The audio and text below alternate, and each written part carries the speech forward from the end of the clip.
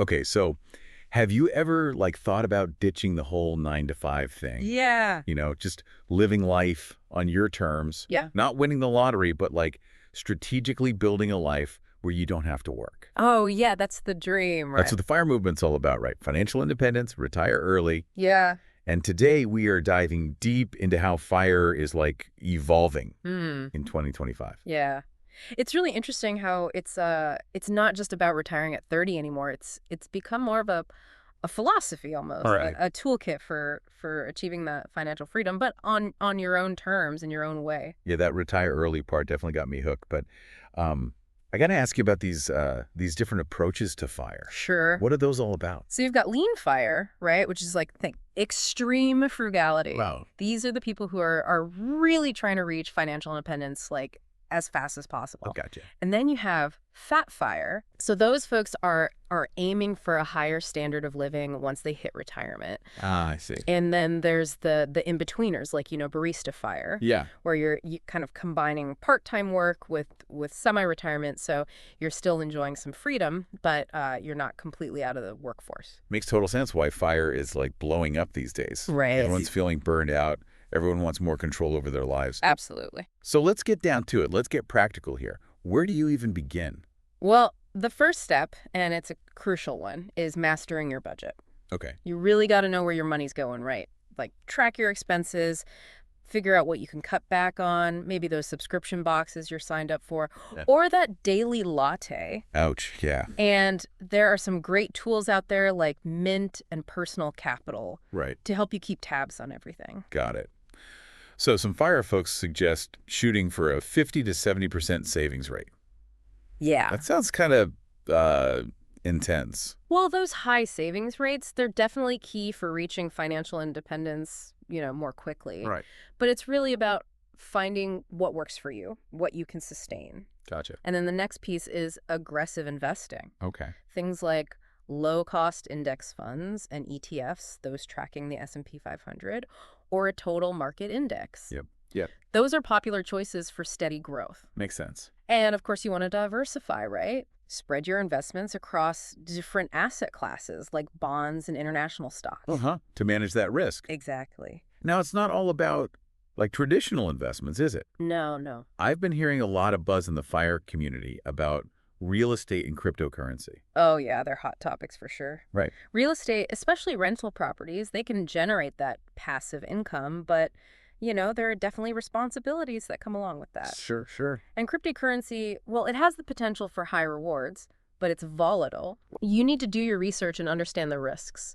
So it's about, aligning your investments with your risk tolerance and your FIRE goals. Okay, so how does this all tie into the minimalism thing? Ah, I've noticed that's a big part of the FIRE movement.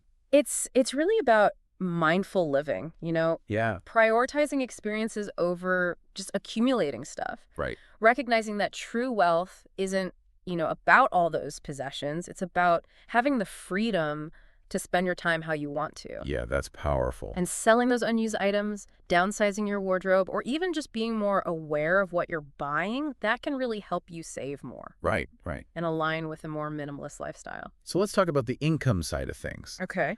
Optimizing your income through side hustles, freelancing, starting a business. Yeah, That seems crucial for reaching FIRE faster. absolutely. What are some of the side hustles that are really popular in 2025? Content creation is still big, but it's getting more competitive, especially with, AI generating content now. Yeah. So you really got to offer something unique to stand out. Sure. And then e-commerce. There's still potential there, especially with niche products. Okay. But again, it's competitive. Right.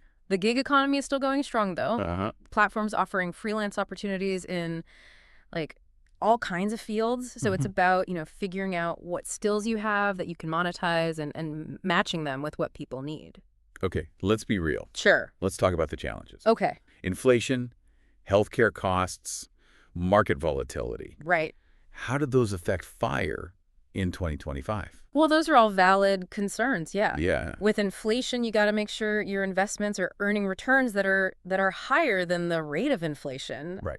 Otherwise you're losing purchasing power. Right. Health savings accounts or HSAs paired with a high deductible health plan, Those can be a good option for managing healthcare costs. And if you're looking into insurance, well, understanding those healthcare marketplaces is super important because they're changing all the time. Yeah. And market volatility, that's just a part of investing. Right. But a diversified portfolio helps you, ride out those ups and downs. So is FIRE only for people who are like super disciplined? Mm. People who can really embrace frugality and risk?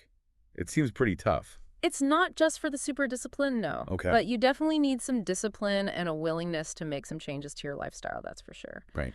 It's not about deprivation, though. It's about, making choices that line up with your values and your long-term goals. I like that. It's about having a plan and working towards it consistently and being willing to adapt as you go. So it sounds like FIRE isn't a one-size-fits-all thing. Exactly. It's about making it your own. Yeah, personalizing those principles Yeah.